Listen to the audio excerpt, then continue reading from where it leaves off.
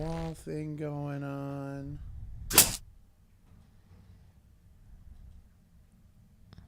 Well, thank you for joining us on the Barre Beat podcast live from Main Street, Barre, Vermont, Fly in the Wall Production Studios. In-house with us tonight, we have Miss Raylene. Good evening. And how are you doing this evening? I'm doing all right. How about you? I'm doing quite well. We're going Good. to have Lucas Herring in here, too. I heard he was going to be joining us. He I haven't sure seen is. him in a hot minute. I know. Well, I saw him on Wednesday night No. at the forum. Mm-hmm. He came in for a little bit and then he left. He didn't stick around for the mayoral discussion. He didn't. No, I was kind of disappointed by that. Well, maybe he just had something to do and he knew he'd be able to watch it. Could be later. possible. Yeah. Could be very possible. So anything exciting No. going on? No. Did you have a lot of fun this weekend? That's a very loaded question. Especially when you're talking to me, you should know better by now. I probably should know better. Yeah, you never know you what should. she's going to say. But yeah, all good. So I know you went down to Glow Up to Blow Up. I did. I went all over the place. I started at the Bottle Drive at Domino's for the Veterans Place. Spent a few hours with them there. And then I went on up to Glow Up to Blow Up.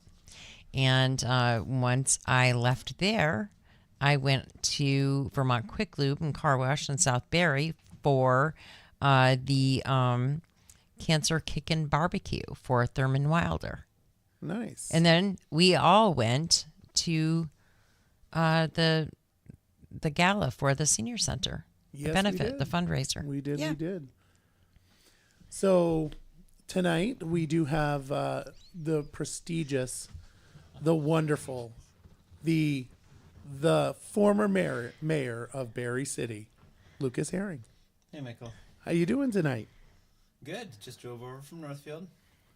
Nice out. It's a beautiful night. It is a beautiful night. Yeah. No, so go on. I don't mean to interrupt because you're telling me about all the Yeah, great things that are going on. Yeah, we were just talking about all the things that we did and that happened over the weekend. Yeah. And I think we got through them all. Did you mention Green Up Day? Not yet. We haven't gotten to that part. No? We did So- all the other things that were happening. Yeah, Green Up Day conversations always come from Mr. Herring. Yes. We'll let you talk about Green Up Day, your favorite. It's my in his favorite words, holiday. It's the most wonderful time of the year. You got to admit, all those green presents on the side of the road that are just dropped off, and people will pick up. And once you pick up the presents, it's not like you're getting rid of the wrapping paper during the holiday season. It's like crazy. It's like it's better afterward. You know, That's right. You pick up all that trash, and Vermont just looks even better. There was a lot this year. I felt like there was more this year that I've seen roadside than I've seen in a long time. Yeah, so it depends on the part of the state you go to. It always changes depending on, whatever else is happening. So, for example, here, I know there was an event up at Thunder Road, too. Yes. So you might have had some people that were up there. They might have gone out earlier. They could have gone that whole week before, because I don't green up one day. I green up all the time. So. But we also had an event, because I am on the Green Up Vermont board now. It's one of my many hats, right? We did a top to bottom campaign, and it was to try to have a Guinness Book World Record for the most green upping in one contiguous location. And we'll see, right? The results are pending, but I think we did a really good job. Like you said, a lot of people were out. I saw that you were all doing that, and I actually shared it a few times on Aired Out to see, to hope more people would get involved because of that also. Yeah. Well, nice. Very nice. So what have you been up to, Mr. Herring? Well, it's not like I'm any less busy. I did decide to go back to college. I am finishing up my semester. I have two classes. One is quantitative analysis, and the other one is international relations. and I take that at Vermont State University because now the state college system is just All one together, yeah. big organization now. And I'm still over here in Barre quite a bit for the Barre Lions. I'm currently their president. And our elections, I have made sure that we have a whole new slate of officers. I think it's good to bring in and fill in all the seats. We've had some trouble with volunteer organizations in the past couple of years because after COVID, it seemed like there was a vacuum for a little bit.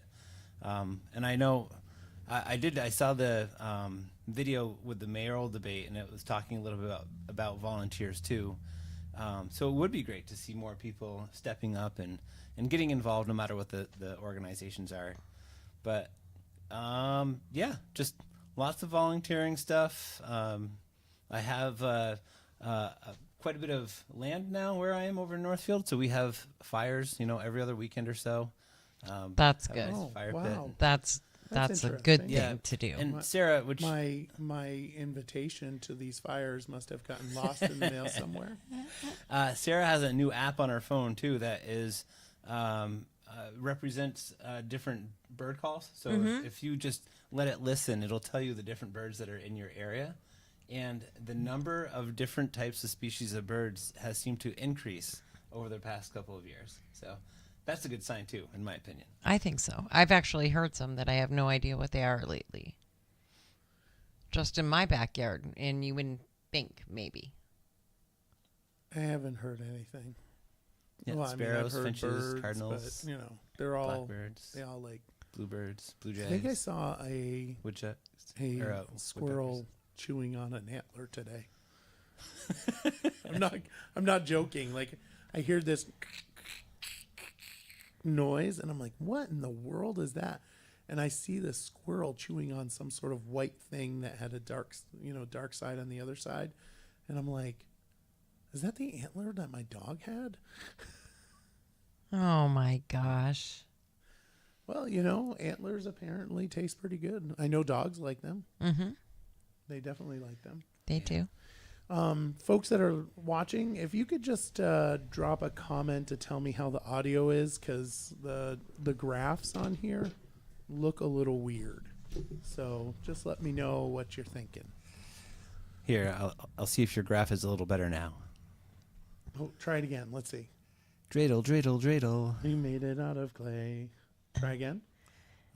In West Philadelphia, born and raised. Wow. Talking about dating yourself when you're quoting Fresh Prince of Bel-Air. Well, one of my tests for my college class, it was about the Treaty of Westphalia, which was back in 1648, and that was the little mnemonic device that I used was West Philadelphia, because it just sounded similar, so it made it so it stuck in my head. So this degree that you're going after, is it the one that you had me fill out a bunch of stuff for? Yeah, so I can tell a little bit about that too. So before this year's classes, last year I took a class, it was called the Assessment of Prior Learning. And in one class through Champlain Community College of Vermont, I was able to get over 60 credits. So Wow. What they do is they assess your knowledge based on your past work history and things you've done in the public. So for me, it was actually quite telling because I work in the state. I do a lot of work with a business degree and an IT background. So to have an additional 60 plus credits given, and a lot of it was in political science, human resource management, nonprofit management. So then after you get all those credits, you're kind of like, what do you do? So I looked at what I would be available for degrees, and I needed 6 more classes to take in order to get another degree. So you said, why not? Why not? Yeah. Why not? How many degrees do you have? 3 right now. This will be my 4th. I just want you to know that I have a very small number. We It's all never get too knowledge in late. different ways. So Well, I'm thinking I should do the whole, you should do an assessment of prior learning. Assessment of prior learning. Maybe I will get something. Yeah, it's never too late. I've got one left that I have to get to be Lucas Herring. one more left. One So more. I've been on school board and I'm chair. I'm on city council. The next step is Well, you're going to be the president of the Barre City Lions. Oh yeah, you gotta do that too. Probably not. Are you gonna run for mayor someday? Well, Will you be a commander of an American Legion or Sons of the American Legion? Like get involved that way? That you could definitely do. The daughter of. Yeah. So are you an auxiliary member over here? Yeah.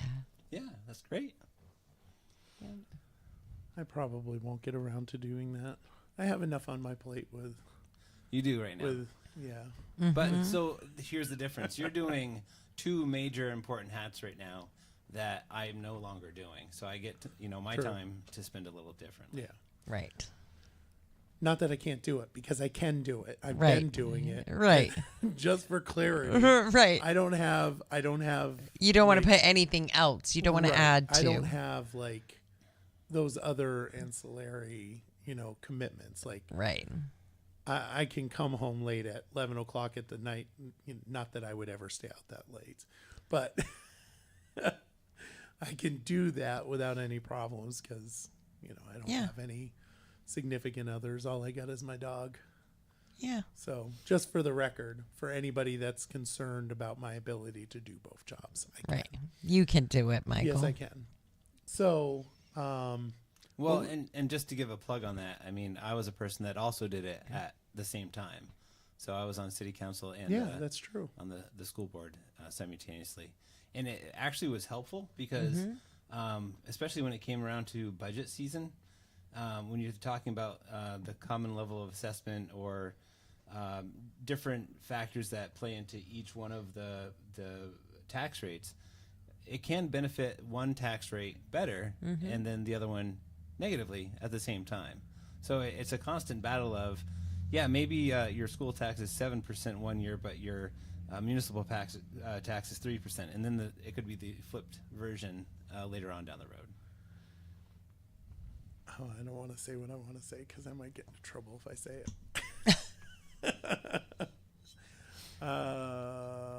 Yeah. Yeah, no, you're right. Because sometimes the school rate drives down the tax rate because of the ed fund and how much money you get there, and it's the weird formula that the state of Vermont does to create equity is extremely difficult to understand. But that being said, it does impact the overall tax rate, and sometimes it's very beneficial for the municipal, because at the end of the day, the municipal, we don't get an option. We can only spend what we collect in Barre City, whereas the school, they can, we're what's called a receiving district, and we definitely get way more than what we give out. I think, oh man, I'm going to mess this up. I want to say Barre City is around 8 million that we pay out in taxes, and I think Barre Town is like more than that, but not like considerable more. And somebody can quote me, or not quote me, don't anybody Correct quote me. you.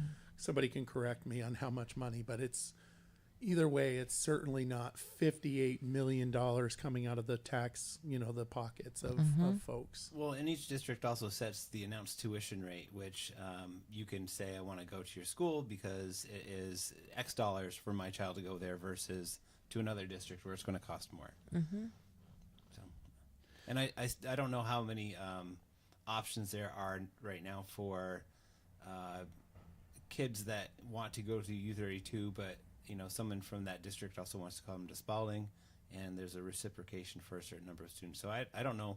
I haven't been in that loop for a while. Yeah. So not sure how much that still happens. I can't tell you the details on that. I do not know. I do know that some districts don't have certain things, such as I think Montpelier doesn't have wrestling, but Barre City does. So somebody that's in Montpelier would certainly want to be part of the wrestling team in Barre City. But I couldn't tell you what the rates are.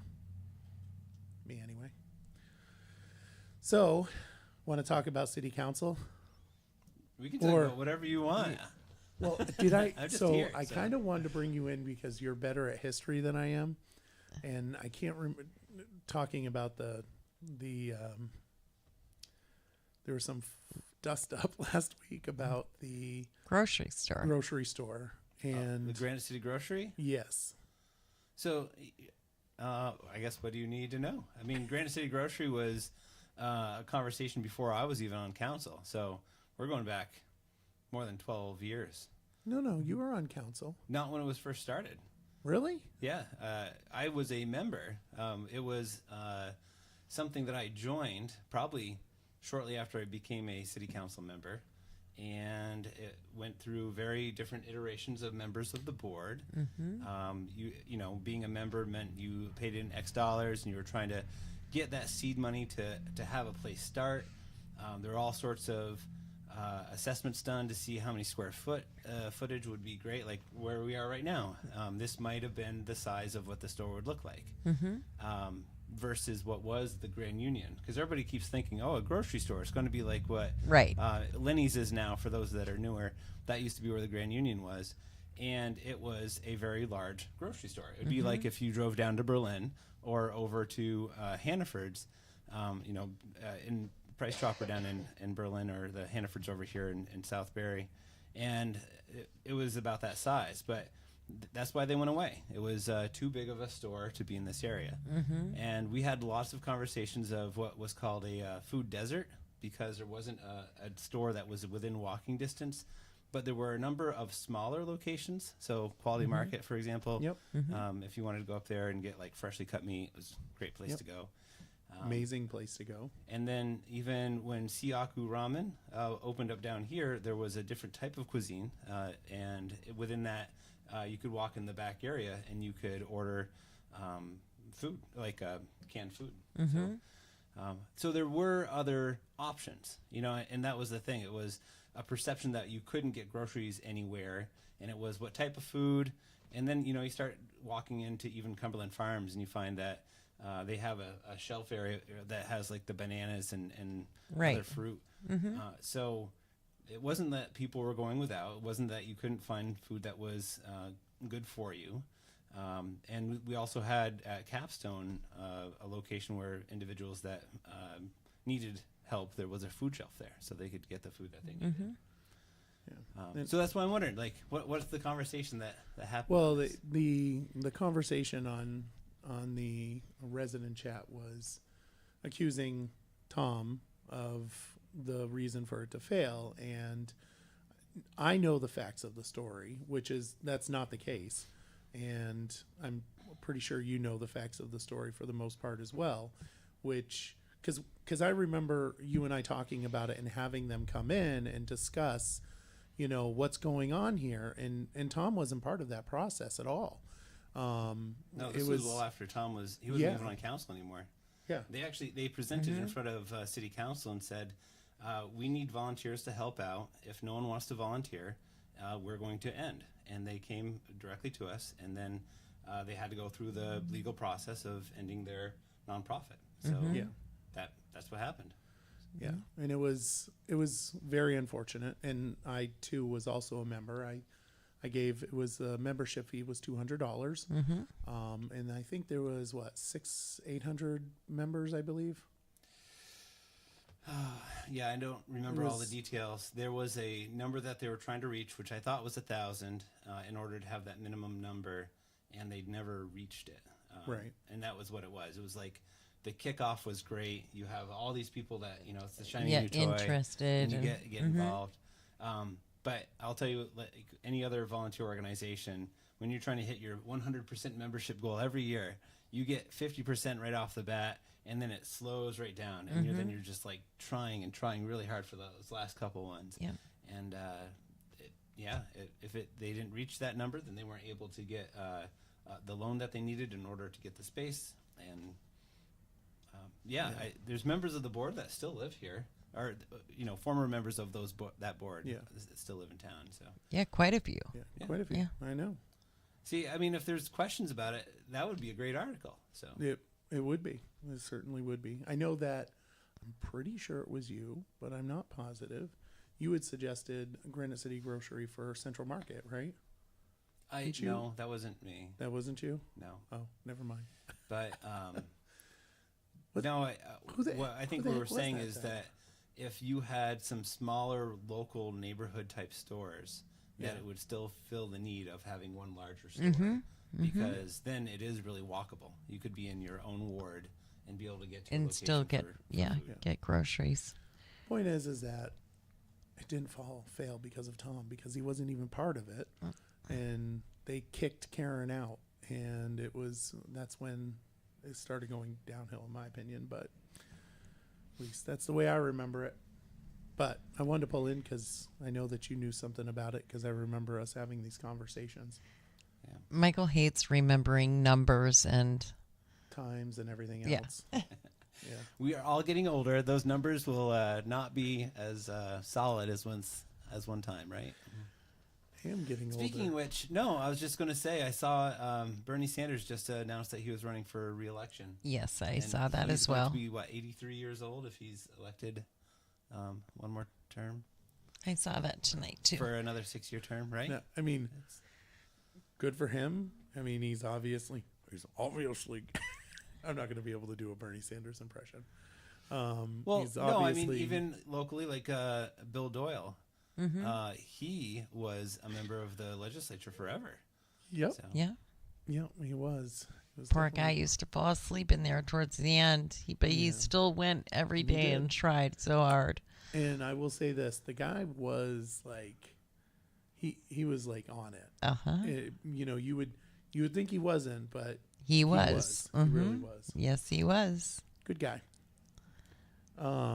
Yeah. So anyway, just wanted to point that out there. Well, one more plug on that, I guess. We actually had through the American Legion, they have a speech contest. This was, I want to say 2 months ago now. And one of the topics was about the amendment to the Constitution of when you can remove a seated president. And the conversation came up because, in the news, it's about how old someone is. Mm-hmm. And the person that gave the speech, this is a sophomore in high school, and what he was saying was probably more accurate. It's not about your age. It's about how mentally cognizant you are. Mm-hmm. Because you could be at any age, have something happen to you, and you need to have some sort of an evaluation to understand if you're still mentally fit to hold office. Agreed. Or to do whatever job you're doing. Imagine if it was just your doctor, right? You wouldn't want your doctor to have an episode and still be your doctor doing like brain surgery on you or Right. something. It's just, you don't want it. So you need to make sure that there are those checks and balances in place to ensure that you have the best person in the job. True. Agreed. Very true. I don't want to go through any cognitive test. I don't know if I would succeed that test. I'll pass on it. Yes, you would. You would. You want to talk about the ballot? Well, I don't know what's on the ballot over here. So, Well, I can tell you. okay. All I know is I did see the debate, which Yep. I think was great. Wasn't a because- debate. It was a forum. Oh, forum, whatever. It's you get everyone together and they talk about their opinions. It's a Yeah. form of debate, and I thought it was well run. I think having a community location where people could come in and watch. They get to see what individuals say right off the cuff.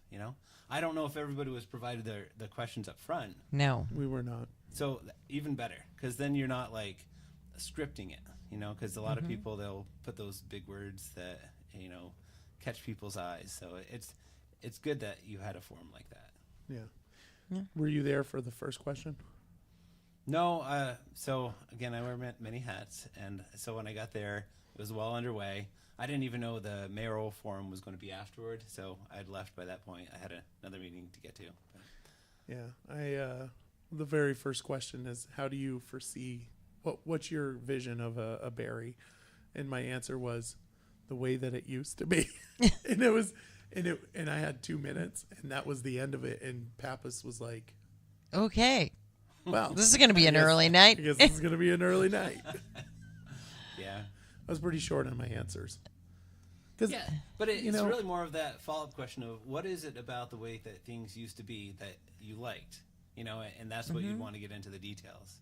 Is Yeah. it like the old creamy stand up in the Ward 3 area that used to be there? You actually mentioned I did the mention creamy the old stand. creamy stand, the pool, and everything else. Yeah. Well, I think and, I did. and that's one of the things when we did put the funding toward the pool where it is now. That was one of the items. It is one of the items that people wanted to support because they had a great experience going to the pool as a kid, as a parent, and now that their grandkids are going, they wanted to support it. So those are the types of things that if the voters want it, you support it. Yeah. Although I would have much preferred having Splash a couple pads. splash pads in the city. I'm just saying. Well, Before You may get one before yet. I You never know. retire- Yeah, before I retire, I want a splash pad. That's what I want. I want the splash pad, the Michael Booten splash pad. Well, the only reason why I really remember that is right now in Northfield, we have a spot called the Common. It's a horseshoe-shaped road, and there's some monuments, but there's a fountain. And the big debate over there is what to do with where the fountain is. Because, it's tilting, it's old. Do we restore it? Do we put something else in? And I would, just in the back of my mind was, Michael Boone would love for this to be a splash. Splash pad. There should be a splash pad. Yeah. He'll be Splash over pads are there amazing. all the time. When I was down in Virginia, I saw a splash pad in the middle of the city, and it was like, oh, this is the kind of thing that we need in Barre City. Yeah.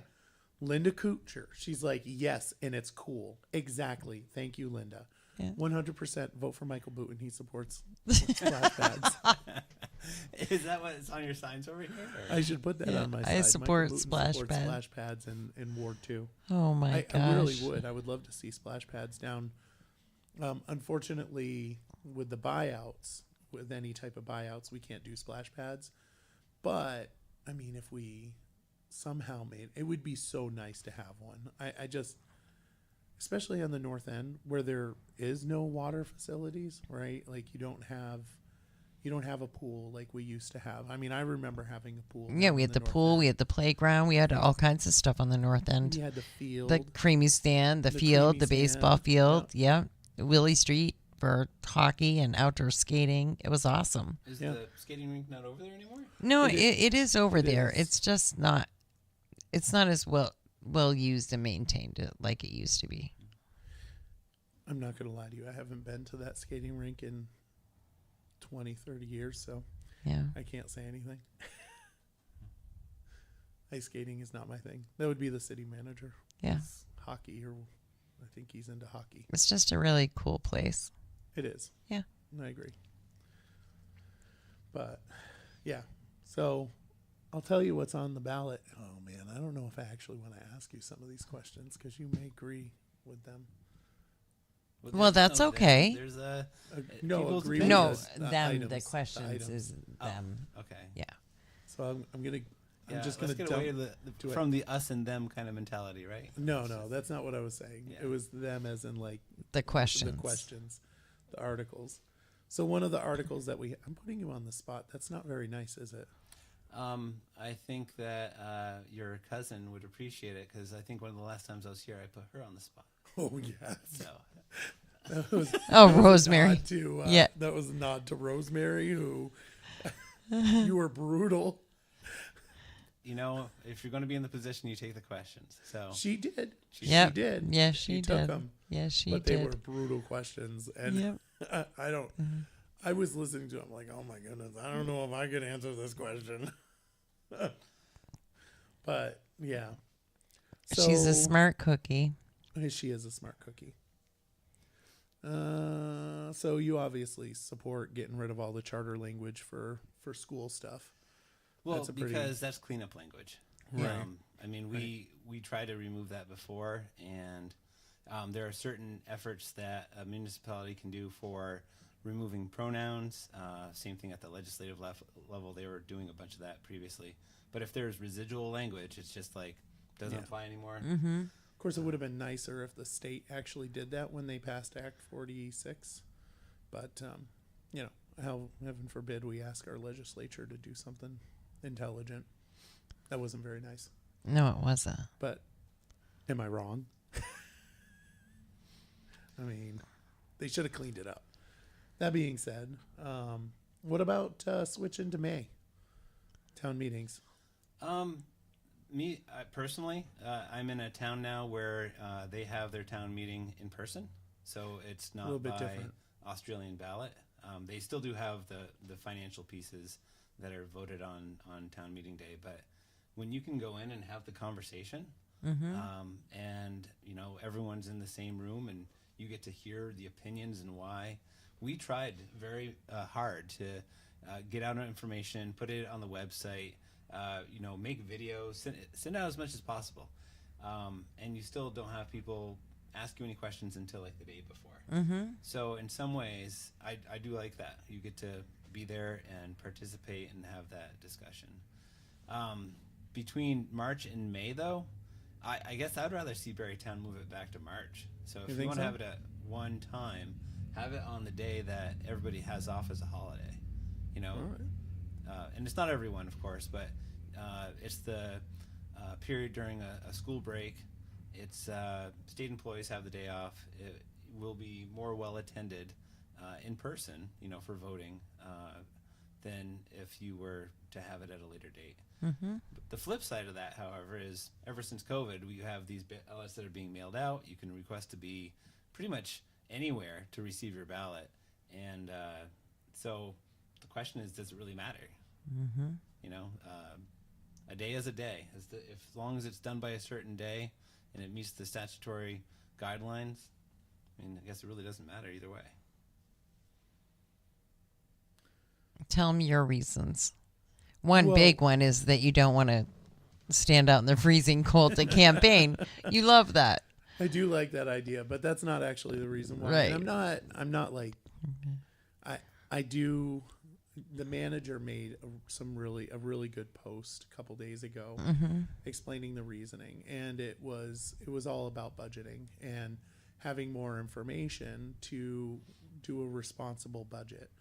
After taking into account we're almost done with the year, and he made the comment that had we passed the budget back in March, we'd be looking at a 19% increase, whereas now we're looking at a 5% increase.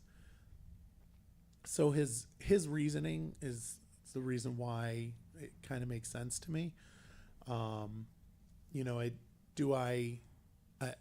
Obviously it's much easier to stand out in the warmth, but I've stood out in the cold, Many times. I would do it again. I have a drill that I go around and I drill holes into the ground to put my signs in. It's not a difficult thing. So I think that it's not necessarily a bad idea. I understand the reasoning. What's really interesting, if you look at the history of it, do you know the history of how it wouldn't? I really don't know the history of why we are different than Barrytown. So I did some research on this, and because I remember it changed back when Tom took office. So I thought it had traditionally been in May, but it wasn't. It was actually in March, and Peter Anthony, along with the council that he had then, entire council supported going to May, and for the same reasons that is being presented now. And it only lasted like 2 times, and it was overturned. And there was no way to find out whether or not it actually worked. So if we go forward now, might have some more information. But it's really funny because Peter Anthony is the one that was like pushing it through, 10 years ago, 10, 15 years ago, something like that. And, it was 10 years ago. Yeah, it was. I would say it's probably 20 years. No, 20 years ago. Yeah. Yeah, it was 20 years ago. and he was pushing it through. Like he lobbied the BCA, he lobbied the school, everything else. I mean, he was very much pro. And it's funny because the people that are really fighting it now are the people that I would love to see him opine on it, to see where he stands Right now. Because it kind of like shifted, I think, but maybe I'm wrong. I don't know. Yeah. I found it interesting. The history of it seems, to me, it sounds interesting. But, well, separating the clerk and treasurer position. Since Carol advocated for that, I totally support it. I know. But it's not just because Carol advocated for it. It's because of the duties of the different positions, and they can be different. I've been in other organizations where, clerk/treasurer is just a thing, right? Like it means like in other boards it would be the secretary and finance officer, or you put those two types of positions together, and there's a lot to do. So bless her heart. I mean, Carol's been a godsend to this community for a long time, and I guess this is her last couple of days. It is. Yeah, that's going to be the. It's is anyone frightening running? for a lot. Yes. So there is someone, they're doing a write-in campaign. It's Cheryl Mativier. Okay. So Yeah. I'm that's pretty awesome that she's running. I know that there was some conversation about someone else running, but I think that person isn't going to. And but she's running, and I know that I mean she's been in the office for, I don't know how long she's been in the office, but she's been in the. Well, wait a minute, she got hired when we were. She was a counselor before she was on treasurer. Was she? Yeah, it was just like Steve. Steve was. A Oh no, counselor not before. Carol. Oh, No, Cheryl Mativier. Yeah. I think she got hired I think she got hired in the last 10 years, 10, 15 years. yeah. I can't remember that one. Well, There's only so many things you can fit in that gray matter, right? That's right. But she knows the office, so Right. she'll certainly make a good candidate, and I think that it kind of alleviates Carol, right? Because I know Carol, and I mean, you know her as well, obviously, and she would step up if she was asked to step up. And that's just who she is. If we were in a pinch, she would absolutely fill that position. But it would be nice to see her not have to. yeah, Because especially that this is what she wants to do, is to just be done and pursue some other things maybe. yes, She will always be I hope she pursues other things. a Barre girl. By pursuing other things, are we talking about being a representative for the city of Barre? I don't. I mean, I'll just say that if she did, I would absolutely support her on that, and I would go out, put signs up, and everything else for her. Just as a side note, Yeah. she's an amazing person. She's an amazing person. I love her a lot, and I'm gonna miss her a lot. I mean, not that she's not gonna be around, but Yeah. it's not gonna be the same. Of course, that's if I get reelected, it won't make a difference. Right. But yeah, No, and I know what you mean. I mean, when I was mayor for 4 years, she was on my right-hand side for those 4 years, right? So I totally get what you're saying about having that presence in the council chambers, and just the knowledge, and when you need to like whisper, is this really the right number, or the right, Yeah. Yes, it is. Okay, so we're going forward. We're good, because she did. She had her notes and information prepared all the time. yeah, she's very good, definitely. All right, so we'll ask the real tough question: are you for the 16 and 17-year-olds to vote? No. Good. The I'm reason so why, glad you said that. right now, I have a 15-year-old in the household, right? And 15 is not far from 16. And I would not think that a 16-year-old would be, and again, this is all depending on the individual, but I don't think that they would be in a position, knowledge-wise, to understand all the complexities of the items that they're voting on. I mean, we have people that have not graduated high school that, they turn 18, they're able to vote. They might also not have the same ability to understand what's happening.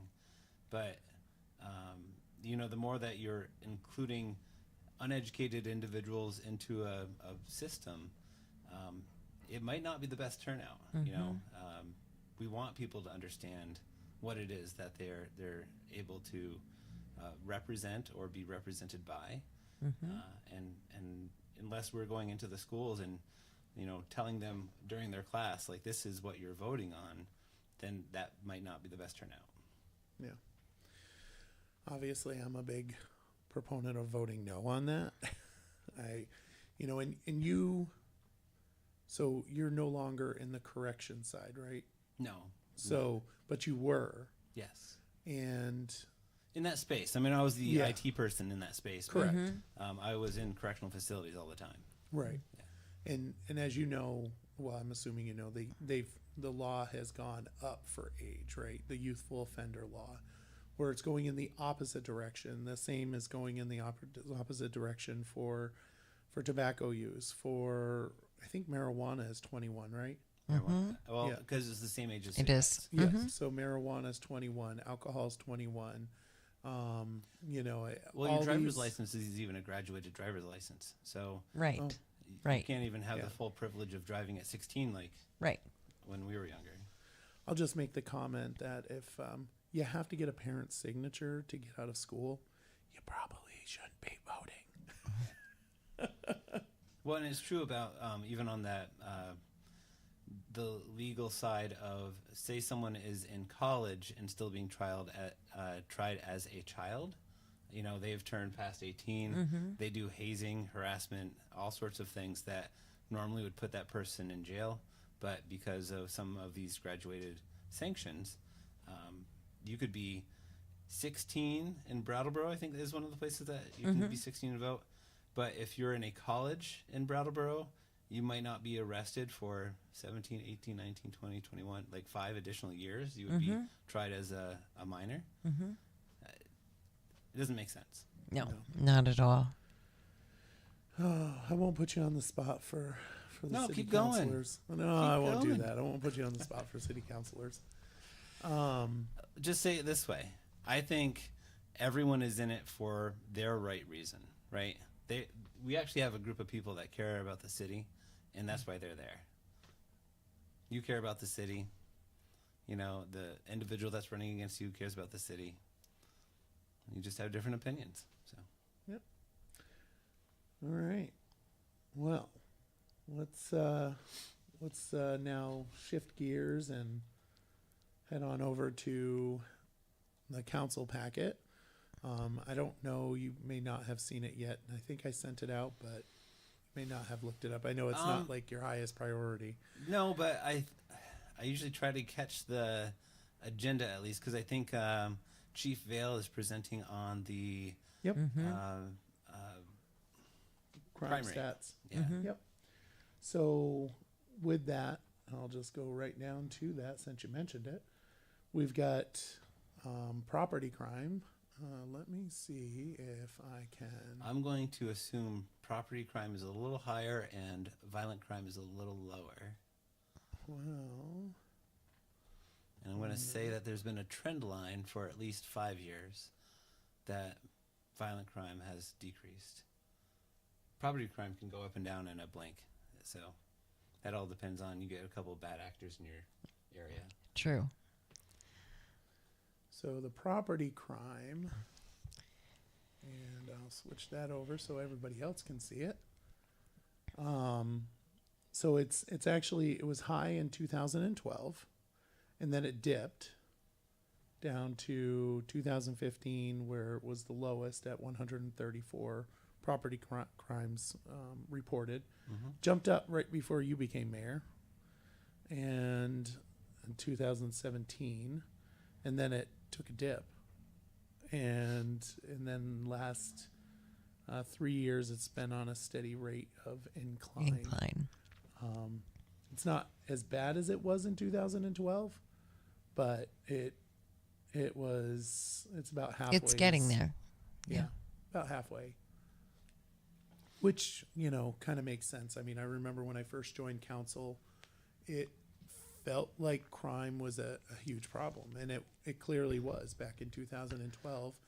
You have 470 reported crimes, and by 2015 it had dropped to 134, and then it did raise up 2017, but it was like a spike in 1 year. So one question I would ask for these numbers is it the number of people that committed the crime, or the number of people that were charged for the crime, or the number of people that were convicted of the crime? That's a Because really good when you're question. looking at these numbers, I need a Twinkie, right? Or not, let's not call it Twinkie. Let's call it like food that you actually need. I go and I steal a loaf of bread because I need to feed my family. If I do that, someone might say, Lucas, that was wrong. You shouldn't do it. But you don't get even charged, right? If I steal the Twinkie, it's a little different. The Twinkie is like, you really don't need the Twinkie. Like, that was something you got because you just wanted it. And so you might be charged. But if it's your first offense, it might be that you go through a diversion program or something else, so you're never even convicted of that crime. So when you look at those stats, you need to understand what is the stat that you're measuring. Well, it does say it does say property crimes reported. So I would say that's Just reported, not convicted, but reported. Yeah. Yeah. I would like to see it actually compared with where we are in the opioid crisis. And we've the graphs literally maybe one over the other to see where we're at with that. So I can tell you that according to the information that we received here, in 2021, there were 33 overdoses, 5 fatalities.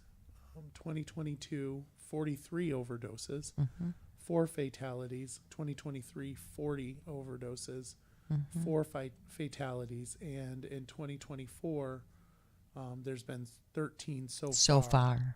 And no fatalities. Although I feel like that's not accurate. Yeah, the no fatalities is not accurate. Yeah, that's what I thought. I feel like there's There's been 2 in the last couple that I days, know right? of. So that's why, you always got to put a star next to our current period too, because they go through a data cleaning effort. Yeah. And that's why most times you won't see anything reported right now after 2022, because if it goes to the crime research entity, they're going to want to have the full year's worth of data, and we're not even at that yet. And then once you have that full year's worth of data, you go through that cleaning process to clean out the full year. So you would wait until probably September or October of this year to report out on 2023. So yeah, I mean, most numbers will just always be backdated or whatever you want to call it. Regarding violent crimes, and I'll share the screen for folks to see. There was a pretty low in 2012, 13, 14, 15, 16, and then it spikes to in 2017 to 43, and then 2018 77, and then it goes down to 2020 where it got down to 49, back up to 62 in 2021, and it's on a slow decline since then. We're down to 33 last year. So that's and that's why I said I thought it'd probably be on a steady decline, but I would say that probably it kicked up that 1 year during COVID. yeah. I can understand that. Yeah. Well, and that's for all sorts of reasons, right? So then Right. One of the classes I'm taking is quantitative analysis, right? So you take research statistics and you compare one variable to another and find out what the causation is. It's really cool. But so when you talk about those numbers, that's just a number, right? You don't know what caused it. So if you are not able to get your medication because you're stuck at home during COVID, and your medication is to really sedate you or keep you more calm, and now you're not regulated, right? You're more amped up. So the next time somebody sees you, you're not in the same state that you normally would be. So there are all sorts of factors that could go into those numbers, and that's why it's kind of like you got to know what the devil is in those details. Yeah. Yeah. Yeah. The summary is that all things considered, Barre City is a relatively safe community, and I would agree with that. You know, I know that some folks, you know, talk about feeling uncomfortable walking down the street, and that's coming from my perspective as a very large male. That's, I mean, I'll go over to Raylene, who's a very small female. Well, You know. and you know, like, I won't go to Walmart at night. Right. There's not enough lighting in the parking lot. And what do I tell you? Every You get time. hit up every single time. You're just accosted every time. Can I have money? Can I have a ride? Do you have this? Do you have that? You know? And it's troublesome to me. So I will not go. I don't like to go there after dark. Do you put on the FO face? Yeah, it doesn't matter. It just doesn't matter. Yeah. Sorry. But it's different for a lot of, you know, for everyone though. It depends on just, you know, if you feel upset and nervous about something and that's in your mind, maybe I could go up there today and everything would be fine, but it's in my mind that that's the way it is, so I'm not going there. You know? Gotta get you a machete. No, I don't think so. So the other interesting, you know, when you take stats, right? They do a evaluation of, you know, if it was 33 or whatever the number was, and then you compare it to 100,000 population. So, you know, if Barre's population is, call it 8,000, you can do a rough calculation of what it would be if there was 100,000 people here. And then you take that same number and you compare it either across Vermont or you compare it across the United States. And what you'll find is that in Vermont, traditionally, I don't know the current numbers, but it's been the worst place in Vermont is not even above the middle of the United States for crime rate. Yeah. And that just shows, like, you might think it's bad here, but it's really bad in other places. In other places. But and I get that. But as someone that's lived here for, you know, 40 years of my life, you know, I remember as a kid walking the tracks, and I certainly wouldn't recommend any kid walking the tracks now. No. You know, I don't. And maybe we shouldn't have been either. I don't know. Well, but, I can tell you, I shouldn't have. Yeah. You know, we just, I don't know. I think sometimes I think too, when I think about my childhood, and I think that, you know, we stayed out and played outside more, and you know, we just had to be inside when the street lights came on. That's when we knew we had to get home immediately or be home before it happened. And I just think that we were a lot more naive then too, because our parents allowed us to be. Kids didn't have as much on their shoulders as they do now. They weren't worrying about politics and all of these other sorts of things. We truly got to just be kids, and our parents worried about those things for us. And I think probably my mom knew a lot more about what we were doing than we thought she did, because, you know, you just call down to the neighbor's house and can you see the kids, or, you know, whatever. And I just think that we lived a little more free because we were allowed to, without a bunch of other worries all the time. Yeah. It was never put on our plates. Sorry, all I can think about is the commercial. What? Do you know where your kids are? Yes, my mom did. I'm telling you. And you better be there too. That's not good if there's commercials, PBS, you know, on all the commercials that say, it's 10 o'clock. Do you know where your kids are? Yeah. Well. They didn't. Mine did. Mine sure did. Oh, yeah. I'm sure mine did too. Yeah. But Well, my experience as a child was living on the end of Minister Brook Road in Worcester, Vermont. oh, you got away with a lot. Well, the one house past us, well, there was two technically, was my grandparents. And then right next to us was the Shanios, and then we had Mrs. Hatch on the corner, and then my friend TJ, right, around the corner. TJ Powers. Oh, yeah. Yeah. So my hanging out with a friend was, I didn't go down the road. I ran across the field to his house. So if you didn't know that I was home, you knew that I was at TJ's. Like, that was just what it is. So if my mom came home from work and I'm not there, called up Marianne, like, hey, tell Lucas to come home. It's dinner time. Like, Yeah. And that's what it was. Yeah. There, that was the end mile of our section of road. No one else was there. So if you're not one place, you're another. And if you're not in that place, then you worry. Right. Then you worry. So, Yeah. Yeah, I was a latchkey kid. I was Judy. too. I was too. Yeah. Judy says 10 minutes to 9. Whistle. You better be home. yeah, I've heard those stories of here, of the whistle or bell that went off. And Was there?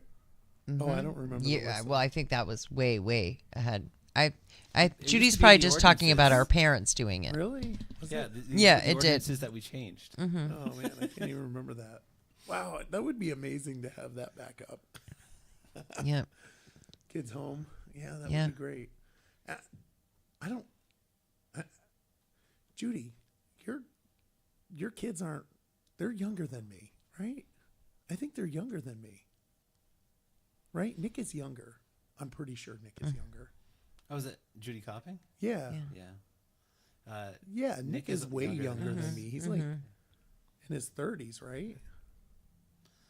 Just younger. That works. I don't know. Right. Right. She'll pop in there and say how old he is. But yeah, no, I don't remember the sign. And you know what? Actually, maybe I do.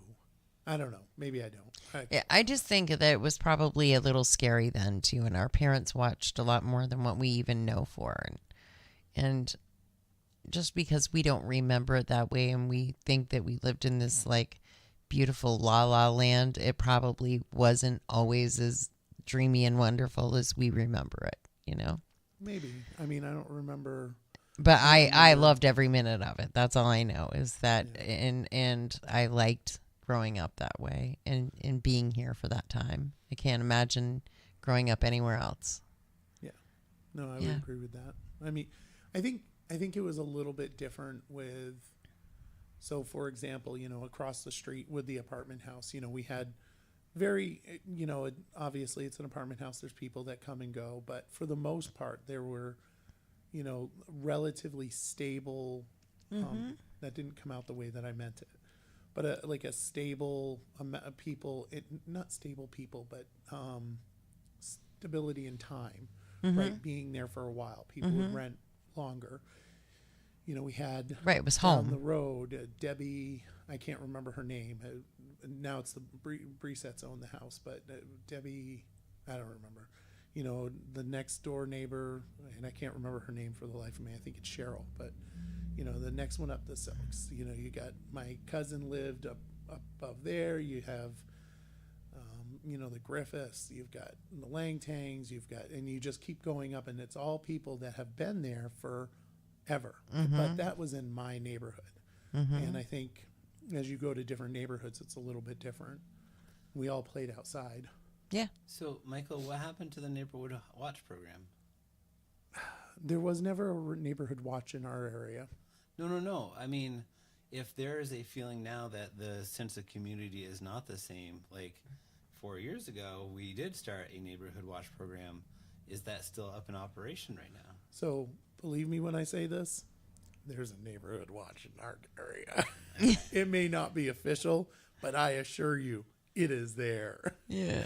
I was messaging someone last night. Well, Raylene was on the phone with me. I'm like, Yeah.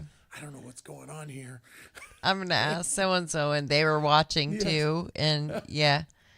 And I messaged, there was, so unfortunately, my next door neighbor found a baggie that, it had white stuff in it. It was It was about that size. It was a little square baggie, and we know what that is, right? Right. And I mean, they brought it down to the police department, and they said someone's getting beat because they lost a baggie of crack cocaine, whatever it was, in my neighborhood, and that kind of stuff never happened in our neighborhood.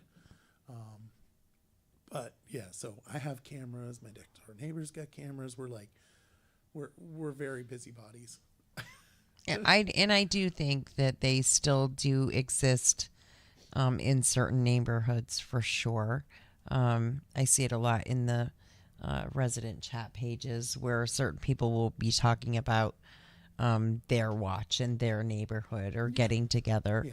But definitely, I don't think it's here like it used to be, though. There was a time where it was really a thing. Well, because even the merchants had their own kind of like downtown. They had their own app. Mm-hmm. So it was, hey, we just experienced XYZ in our location. Just want to let the rest of you know. Mm-hmm. Because then you don't have someone they might rob you and then go next door and rob them because nobody's talking. Mm-hmm. So, yeah, I don't know if that's still right. I'm out of the loop these days, but I'm hoping that those types of things are still in place. Me too. That would be nice. You know what else would be nice on Main Street? Cameras. Oh, I thought you were going to say a splash pad. Oh yeah, a splash pad too. So let me just run down because we're heading up at 9:04 right now. I've already kept you longer than I should have kept you, which I'm very thankful. Have a bedtime, Michael. You don't have? I do. I have a bedtime. Raylene will tell you. I'm like, I need to. Be I home usually by- wake him up, Lucas. Yeah, I'm the terrible person that wakes him up. so true. No, it's not that. She calls me when I'm taking my naps. That's what it is. She doesn't understand that there's naps is wasting the day.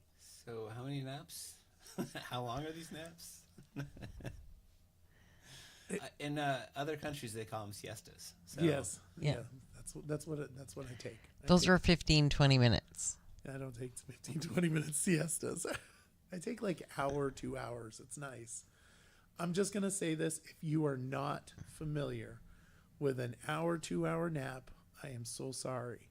But I am sure there's a lot of people watching that would say they're amazing. No? No, I bet they would be if I could. Right. It's just I have trouble sleeping, so Mm-hmm. I'm the one that'll be up until 1 o'clock this morning. I'll be. Me too. That's when I'll probably read your emails that you sent out about council. That's what I do. I stay up until 12, 1 o'clock, and then I'm up at 4:30 every day. Yeah, I can't do that. I would fall asleep, Yeah. and I get cranky. Judy does say that neighborhood watches died out during COVID, which is kind of sad. It is. Yeah, so just to note on that, through the American Legion, they have what are called buddy checks, and during COVID, they actually picked up quite a bit. And what it was you get a listing of veterans' numbers, and you just call up and say, hey, we know that you're kind of stuck in your place now. Do you need anything? And even if they didn't need anything per se, it was more that the fact You that touch someone, base. yeah, Cared enough to say Calling. hi. yeah. Those are the community type things that go a long way. So on the agenda, we also have resolutions honoring Stephanie Caranta and Jeff Bergeron. They retired this year, and amazing people. And I'm super glad that we're going to be doing a resolution. Me too. They deserve it. Yeah, it's much better when it's a resolution than a proclamation, because Then it comes from council. the mayor as a proclamation, but when it comes from the entire council, it's so much better. Raylene is trying not. She's biting her tongue about the proclamation. The mayor is going to do a mayoral proclamation recognizing the service of council members with expiring terms. So Apparently, told he that thinks it's you're never nice. coming back. I That's was- kind I of a was cart told that before the horse. I'm Yeah, it's sorry. presumptuous. Yeah, it's a cart before the horse. If maybe he could just say goodbye and what a pleasure it was to work with you all. Or just wait for the next mayor, whoever that is, and say, I wrote this. It would be great if you did this for, Yeah. those that did not come back. Mm-hmm. Yeah. It's probably a nice thing, I'm sure. I was, not everything's a conspiracy. That's what I was told. So, just quick question. This might have been a rumor mill, but with both Stephanie and Jeff leaving, are those positions being refilled? I do not know. Right now, they're being held down by one guy, Correct. one really kick-ass guy that's wearing way many hats, and hopefully he doesn't get burnt out. Yeah. So, I mean, I remember on council when Stephanie was the recreation department, and we even downsized where she was the recreation department plus helping with the cemeteries. But then we looked at neighboring Montpelier, and it was like there were 3 or 4 people that were the recreation department. So it's just, if it's shrinking even more, Yeah. what's happening, Yeah. I'm not positive on that, and I'm sure that it's been mentioned, but I can't remember. So that's on me. No, Then we've got. But with that said, I mean, 36 years I think Stephanie had, and 16 for Jeff. Yep. I mean, that's a lot of years. It is. Just going like that in one section. Yeah. And they were both very knowledgeable about their specific areas. Of course, we took on the cemetery commission. That was under Tom, because they were going in the hole, and Jeff has been able to maintain it since he's been there. Yep. And the auditorium and the other facilities. So. Yep. And Stephanie, did either of you go to the egg hunt this year? Sure did. Yep. Saw Stephanie, and it's That was her last one. That was her last one. her last thing was the egg hunt. It's not gonna. She's probably gonna do it again. You watch. So no, it's just now I'm feeling sad because you have like the city clerk treasurer is not going to be here. The person that ran facilities isn't going to be here. The person that was responsible for recreation. We lost our transportation person last year, 2 years ago, Bill. Oh yeah. And by losing, I mean not in the positions anymore. Not like they're passing away, but there's a lot of just Steve left. I'm sure there's more that you know about that are not the management level, but underneath that are not there either. That's a lot of knowledge gone. Yeah. Yes, it is. It is. Yeah, but unfortunately, we all get old. I mean, Yeah. but yeah. That's why it's important sometimes to take. Sometimes, in order to move forward, you truly do have to take a few steps back. I 100% just believe that. It's kind of like learning from the old farmers, or, you have to take a piece of it with you in order to keep going. And can I worry about us not doing that. Can I just modify the way that you say that? I know what you're saying, Sure. but I dislike the way that you say it. Sure. What I don't give a shit if you dislike it or not. I'm going to say it anyways. You can say whatever you want, dear Michael. I know what you're saying. Yeah. But my thought on that is, in order to move forward, sometimes you have to look at the past and take advice, because those who do not remember the past are doomed to repeat the bad parts of it. But there are good things in the past that we should take forward into the future. Yeah. It's one of the reasons why I think people should vote for Tom Lozon, Michael Booten, Michael Deering, and Eddie Roos. I think that there's the position that we're in. Sorry, Lucas, you didn't need to hear the speech. This is your podcast. I mean, Yeah. I'm just here. It's one of those things that I think that. Well, we need for us to experience move right now. forward, we need that. Yeah, that experience. Anyway. Yeah. Moving on. We also have the update on the auditorium renovation project. So that was were the you grant that you received? Yeah, were you here for that?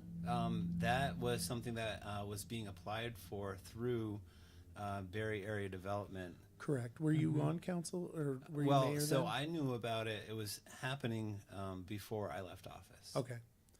Yeah. So we never. So the grant came back and it was actually a match. So what we're going to do is take a phased approach to get as much as we possibly can with going at it one step at a time, which is really awesome because it's a lot of money that is out there, and big kudos to Barre Area Development for securing that, right? And Cody. but go Cody, exactly. He did a fantastic job, like pushing for that at some expense to him. I mean, he got, Yeah. there was, anyway, whatever. Are you sure you weren't mayor then?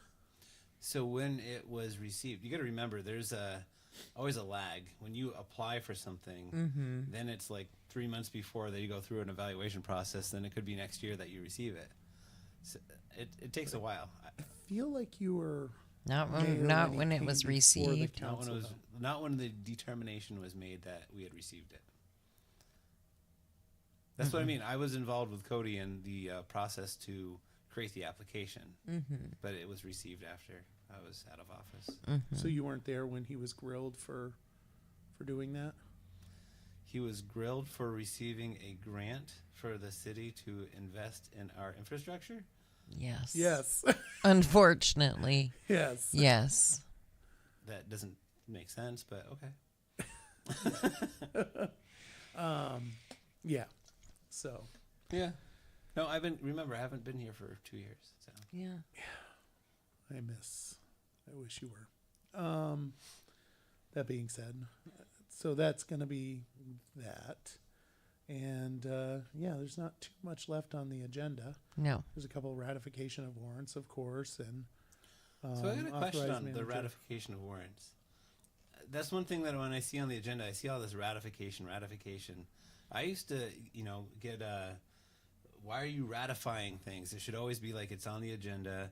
You have the ability for the voters to come in and see what's on the agenda to be able to see what you're approving rather than you're ratifying something that already happened. So it just seems like you have a lot of ratifications on agenda these days. Really? I don't know. I haven't noticed that, but I guess. I mean, now that you say it, I mean, check it. It's just seems like it's a lot more frequent these days than it used to be. Okay, I'll have to look into that. I'm not going to go into the school stuff because Why not? I know if you got to get done, you got to get done. But no, it's I might ditch you boys. You and might you ditch guys me can for stay. that. Well, so that I can Yeah. go home and be with my dad. yeah. No, we'll pack it up. And Lucas, I do want to say thank you for coming to the Barre Beat Yes. tonight. Always a You pleasure. are always welcome to be here. Just I don't know if you know that, but you need to know that. And come Always talk welcome. about even what's going on at the American Legion or the Lions Club. Yeah. I mean, that's community stuff that, we need to be pushing out there and getting more and more people involved with as we can, or we're going to lose these great things too. We'll lose the American Legion or have them move out of town or something because of the building and the construction and the overwhelmingness of it all. And we need more community support and member support and all that great stuff. well, and that's why I do like the volunteer organizations because it is nonpartisan. You're just coming together to do something good. And for the Lions, for example, we have a 14% increase in membership this year. We received a $10,000 grant that we provided back for flood assistance. And then we had a couple events to try to provide clothing, household goods, and other material for people that needed it. We got a large donation. of Water and that was crazy. So a lot of good things that they are doing, and that's just our one club. And then that's the other part of this is you're part of a larger organization. There's Lions clubs in other parts of Vermont. We're part of District 45. It's Lions Club International. So we have a branch called the Asian American branch that Bernadette Ivy, who runs that, she actually goes to other countries and assists in efforts overseas. So, and that's just that one club, with the American Legion. Before I came here, and the reason why I was, checking in, I was like, I'm leaving one meeting. They just elected their officers for the Sons of the American Legion over in Northfield. And what we went over was all of the accomplishments this year. For Vermont, we have one program that we support called the Dodge House, which is a homeless shelter. It's kind of like the Veterans Place over in Northfield. This one's in Rutland, and it houses both men and women, and they can have their children with them. We raised $20,000 for them. I'm also on the Veterans Place board in Northfield, where we just received some evaluations from college students, and I'm going to put that a slightly different way. The engineering students were able to give us blueprints for what we'd like to do for the current building and for an additional building on site in order to extend additional housing and services for those in our area. So if we can, we're hoping that Josh's house, which is currently up in Colchester, that they're able to partner with us in Northfield to provide more of those services for those veterans there. So yeah, I mean, I could go off all day on all these different programs that are out there, but it's really more, it would be great to see more people get involved. And just, it's whatever you're interested in. The Lions, their main goals are for sight and hearing. So you have glasses, and if you were unable to afford them, we have an application process right online. You reach out, we confirm with your eye doctor, and we make sure that part of that payment is taken care for through the Lions. And they test the kids in school? They do. We have 16 new cameras, which is basically one per club that was just purchased, so that they can use that camera when they do the school visits. And what it really does is it's a detection system. So the people coming in aren't doctors. They're using the tool to make a referral to say you should go to a doctor. If it doesn't pop up anything on the test, it doesn't mean you don't go to the doctor anymore, but you're less likely to have an issue with your eyesight. So just having those resources that are free and provided to your community are tremendous. Yeah. You should come on Air It Out sometime and talk about all the different services. Yeah, I would love to have a community forum. Just say, like at Spalding High School, open up the gym. Any nonprofit come up and set up like a 8x8 tent. Instead of a job fair, it could be it's that. a volunteer recruitment fair, and every organization comes out. You publicize it. So that's a great idea. And you just fit with the organization that fits you, or 2 or 3 or 4, like whatever. Yeah. Not too bad. All right. Well, once again, thank you. Yeah, thank you for having me. Coming on the Barre Beat, and want to say thank you to everybody for watching the Barre Beat podcast. Yes. Live from Fly in the Wall Production Studios, Main Street, Barre, Vermont.